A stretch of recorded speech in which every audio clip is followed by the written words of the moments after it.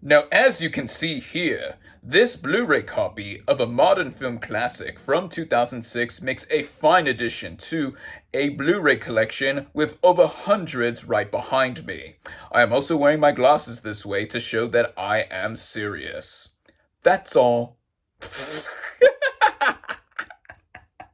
What is up, everybody? Random Man here, bringing you my review for The Devil Wears Prada 2 in one take.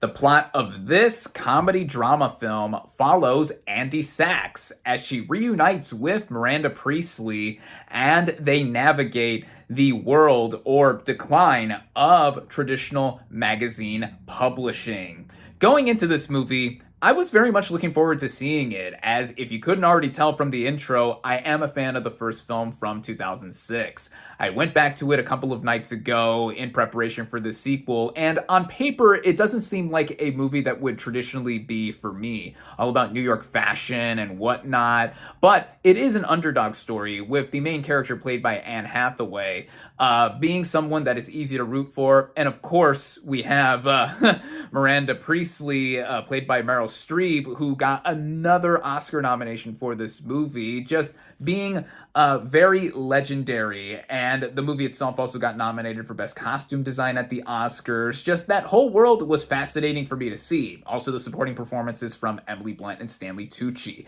I think that it is something that is totally easy to see as to why it is a comfort film for many and just has stood the test of time, having seen it 2 decades on. Now, it has been 2 decades, as I just pointed out, since the first film and this sequel. A lot has changed in between that whole time frame, both within the main actors and also just with how society has now been more ingrained with social media. So this seemed like something that the movie would comment on naturally, and just having all 4 of the main characters come back here. In between the first film and now, Meryl Streep won her 3rd Oscar, Anne Hathaway won an Oscar, and Emily Blunt and Stanley Tucci also became Oscar nominees. Tucci and Blunt also got stars on the Hollywood Walk of Fame just earlier this week, so congrats to them.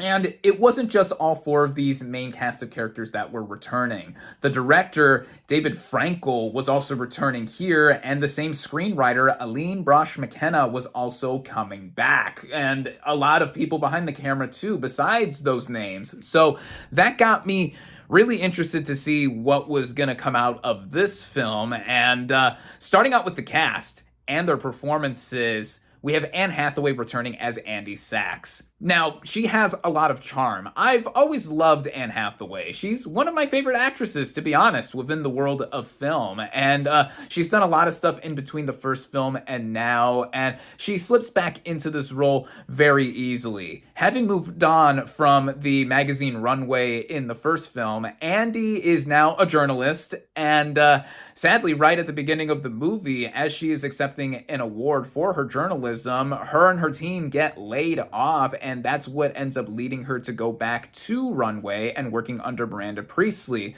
And speaking of her, we have Meryl Streep coming back as this very titularly devilish character. And she seems like someone who is just too stuck up or out of touch with many things, even having just a lot of insight in the world of fashion, her being the director of this magazine. But I think that what Streep does in infusing her own sense of depth with the character, and also just how she reacts to a lot of other modern stuff that is going on here, you can see that she's not necessarily one to get away with everything this time with her comments and just other things in between. It's been a while since I've seen Meryl Streep in a movie. I think the last time I saw her in any movie was the 2019 film adaptation of Little Women by Greta Gerwig. So in any sense, I welcome Streep back here.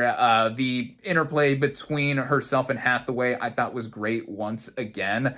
Emily Blunt also returns here as Emily, the former first assistant to Miranda, who is now off on her own separate career in between the first film and the sequel. And she doesn't get as much to do in the sequel as with the first film, at least from what I was expecting, but I thought she was just as brilliant as she was in the first film. And going off of Andy and how they are former rivals, but they're also ending up working together again.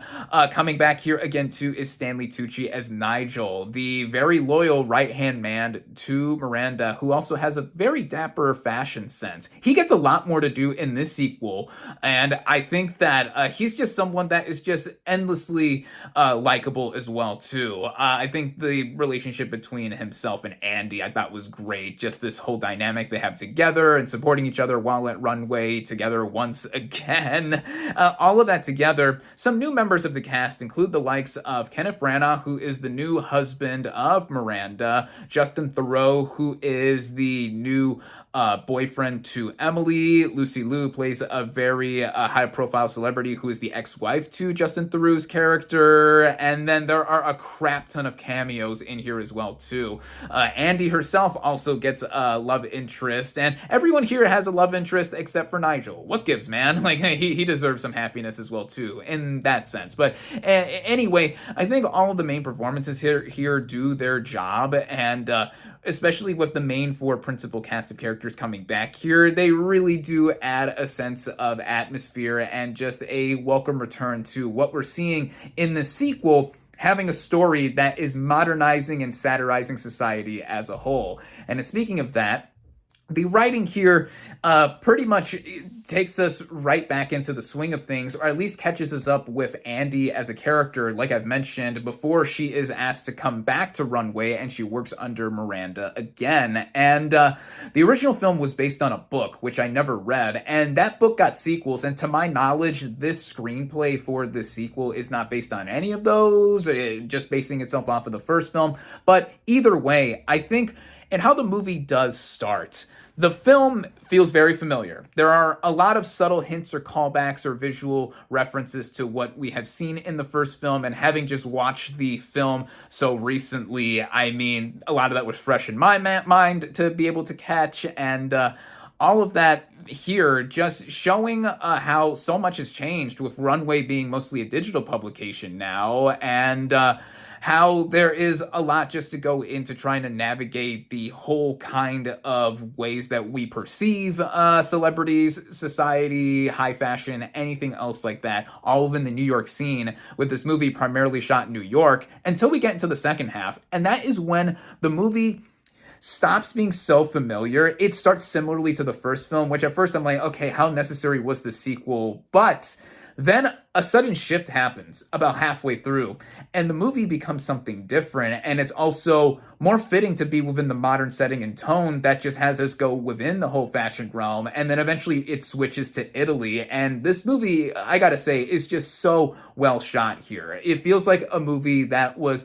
shot from decades ago but brought to the modern day, with us seeing how very slick, clean, and pristine everything looks. But I think that was on purpose because, of course, this is a movie about someone who wants to have everything just echo essence and all of that. And I feel that is what the movie does well in terms of how it's shot with its cinematography. The directing by David Frankel coming back here, it feels a lot like the first film, and just how it moves and how it breezes through many, many things. And then just seeing how we have these characters come back and deal with this whole new situation here. I thought it got a bit long towards the end. This movie's only about 10 minutes longer than the first film, at just about 2 hours. But I think with how the movie was trying to wrap itself up, there were a lot of things that got revealed by the end, and there's a certain arc that is revealed after the sudden shift in location, and just the whole narrative altogether comes into play here, that I'm like, okay, so it's explaining all of this and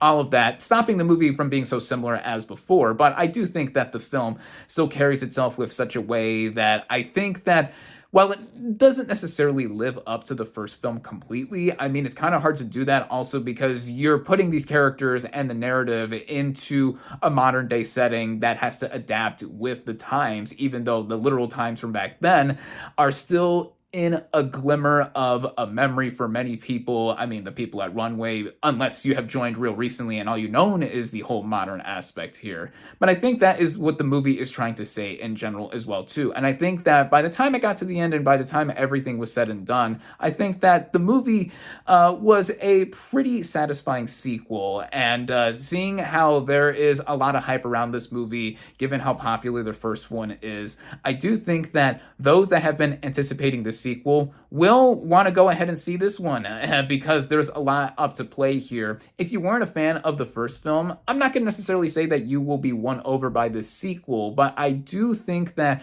there is enough interest here, especially once the movie gets into its second half after it gets past the familiar beats of the first half, that I think we'll have a lot more engagement and interest in how the movie moves and everything like that. I mean, everything you expected from the first film in a similar way is present here also aesthetically. The music, for one, Vogue by Madonna returns here as well. This being a comedy, the movie consistently made me chuckle at many moments, a lot of them involving Miranda Priestly herself, and also how she's clashing with how stuff has changed in the modern age that she isn't necessarily so caught up on. And then also, speaking of the music too, Lady Gaga makes a cameo in this film and has a new song that does play over the end credits. And yeah, I think that this is an enjoyable film. I would say that this is a film that I did like. I do recommend it, and given how the movie had a trailer from last year that got to become one of the most viewed trailers of last year, you can tell this movie is going to be a big hit. And already in the Thursday night previews, from what I read up, this thing is going to make gangbusters at the box office and have all the glitz and glam that is associated with a film like this. And yeah, like I said, for someone like myself who is not usually into films like these, I think that as a sequel to a film that is already a modern classic by many people's estimation, this is something that I would say go out and see. With all of that being said, my final verdict for The Devil Wears Prada 2 is 3.5 out of 5 stars. Thank you all, as always, for watching. Be sure to like this video, comment on what you thought of The Devil Wears Prada 2. Social media links in the description. Subscribe to my channel for more, and I'll catch you on the next movie review.